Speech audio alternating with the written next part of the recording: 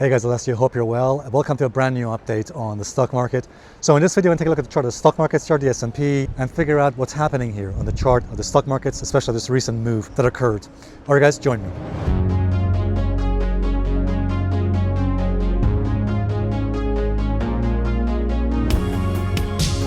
All right guys, welcome back. Now as you probably have gathered, I'm not in London. I'm actually in Munich. Yes, still in Munich, but just some amazing historical buildings. As they say here in Germany, diese Stadt ist herrlich und großartig. One thing I should say here, guys, that while I try my best in these videos to give you a reliable and accurate analysis of the markets, nevertheless, because the stock markets are probabilistic, chaotic, and non-linear, it is impossible to be correct every single time. So there are going to be occasions when we get it wrong. So for example, even though I got it right back in April that the stock markets had bottomed because of capitulation at the time, and even though I was expecting the stock market to rally, nevertheless sometimes the markets do things which we don't expect because they're so improbable. So for example, several months ago I had mentioned that the stock markets, the S&P, could likely go to 6,700. Here's a clip. This has significantly increased the likelihood that the market could make new highs in the next several months and indeed move to much higher levels. And in fact, I've actually pointed out the levels quite clearly on this chart. So I'm not looking for the market in the next several months and likely potentially by the end of this year to move to the first target.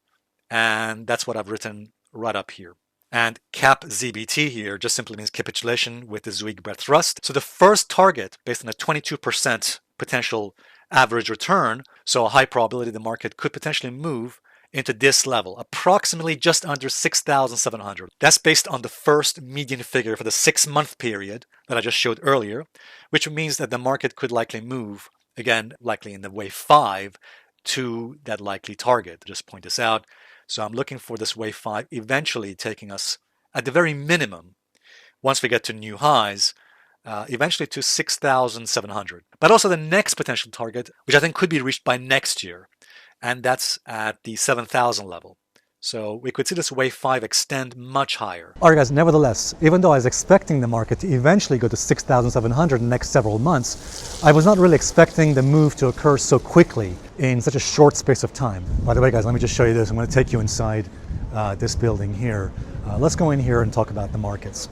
So as I was saying, the markets, the movement which occurred from April all the way to October and November has been extraordinary. As Manuel Blake quoted Jack Shanap recently, he said that everything in the market's happening so fast now. So for example, the drop that occurred back in the spring, in the March-April period was extremely fast, just a matter of a few weeks. And the rally that occurred from April has also been extremely fast as well. So just being honest with you guys, I wasn't expecting the stock market rally to occur in such a swift and rapid fashion as it did. Because again, these kind of movements are so untypical, they're so improbable. But sometimes the less probable path does occur. By the way guys, let me just show you this. This is an amazing view. I don't know if you can see this, but just take a look at this behind me. Just a beautiful building. Now, just keeping things simple, this pattern that's occurring here at the moment in the market just recently reached a new high. The market just recently reached this level. Now, in my personal view, there's a lot of data that suggests that the market could see indeed a move or some kind of a drop that could take out the lows, or at least come and retest the lows of October. So that's what I think is quite likely. For example, this rally that occurred, this most recent rally in the market, we can see that it actually occurred with negative divergence. So we're seeing a negative divergence there on the chart. Also, the sentiment at the moment here on the stock market is extremely over bullish and over optimistic, which is typically a contrarian indicator. So the stock market here, the S&P, made a high. I'm actually seeing this rally as part of a B wave. So if we have that low that we made in October as an A wave down, then this recent rally is likely a B wave, which means what? Which means that quite likely once we break support, in other words, once we break the next near support level, I think we can actually be dealing with a C wave drop towards that low we made in October. In other words, that level you see right there just near 6,550 on the S&P. Okay, so I think that low in October is going to be retested. So in other words, I think the S&P is getting ready now for another decline, another drop to retest that low we made in October and quite likely take it out. As I mentioned earlier, we're dealing with an ABC type correction. So again, A wave down, that was the October drop. And then this recent rally, that's the B wave. And as we know, B waves are typically bull traps, as I think this was as well. So a false break. So in other words, a false rally or a false break typically are B waves. In other words, I'm looking for another decline, a drop down as part of a C wave to go down and retest. In other words, retouch that low that we made in October, just near 6,550. And yes, take that level out. Sorry, I know I'm repeating this point again, but I think it's important just to mention that in this given context.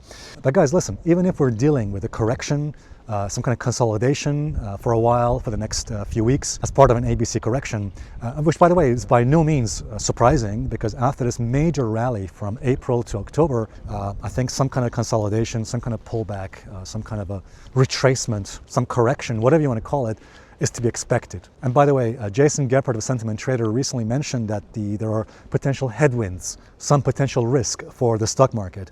Again, not for a crash or anything like that, not for a reversal in trend, no, just some kind of a temporary correction, which, by the way, is way overdue. Now, I know some of you are probably saying right now, Alessio, you said there'd be a correction or pullback some months ago. It's quite true, guys. Look, as I said, as analysts, we try our best to give you a reliable and good analysis. But look, we're human beings and we don't have a crystal ball. We can't see the future. We have to stick to our rules of analysis. And yes, sometimes the markets throw us a curveball and they do things which we don't expect, where they just continue going without any kind of a pullback or correction, as happened from April to October. So yes, sometimes the markets do things which humble and humiliate analysts like myself. And that is because the markets are inherently unpredictable, non-linear and chaotic, as I mentioned earlier. All right, guys, thank you very much for watching this video. Let me just make a very special announcement for you. For the very first time, my good friend and trader Charlie Burton and I are doing together an online class, a special one-day online class on trading and analysis. We haven't done a joint class together. That's why it's going to be very special and important. And in this special class, we're going to be sharing with you key techniques and methods as to what is working now and what is likely to work in 2026 when it comes to trading and analysis. So you're going to be learning in this online class, for example, key techniques and methods for trading that Charlie himself uses in everyday trading. So Charlie Burton is going to be sharing with you some of the key techniques and strategies he uses every day in his trading and analysis. And I'll be covering for you in this educational class key techniques and strategies for time analysis, plus also multiple time frame analysis, and also how to spot powerful momentum moves before they actually happen and take shape. And also Charlie and I are going to be covering the key mistakes to avoid when doing trading analysis. So I look forward to seeing you in the next video update, and I look forward to seeing you guys in the online class. Thanks a lot.